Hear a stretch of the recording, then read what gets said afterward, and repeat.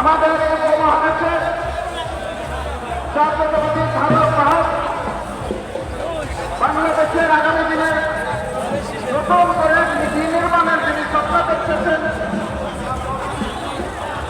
যিনি বাংলাদেশের গণতন্ত্রকে পাকিস্তানে গ্রহণ করার জন্য চেষ্টা করছেন, সেই আমাদের প্রিয় নেতা বিএনপির ভারপ্রাপ্ত চেয়ারম্যান জনাব তারেক রহমান আজকের এই র্যালির উদ্বোধনে বাংলাদেশের মাঝে থেকে যিনি নেতৃত্ব দিয়ে এই চাষিবাদের বিজয়ীকে ত্বরান্বিত করেছেন, সেই আমাদের প্রিয় নেতা বিএনপির বিপ্লবী মহাসচিব আমরা আনন্দের সাথে গ্রহণ করার জন্যই তারেক রহমান নির্দেশে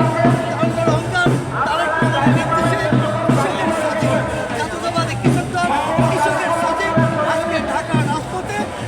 তারা আমরা এসেছি। কৃষকের ঐতিহ্য, সে ঐতিহ্যকে ধরে রাখার জন্য পুরার গাড়ি থেকে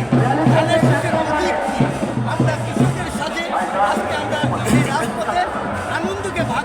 করে নেওয়ার জন্যই আমরা আজকে এই ঢাকার রাজপথ নয়াপল্টনে আজকে আমরা বিজয় র্যালিতে অংশগ্রহণ করব। আমাদের এই যে ব্যাংকে আমাদের নেতৃত্বে অংশগ্রহণ করবে আগামী নির্বাচন থেকে জয় করে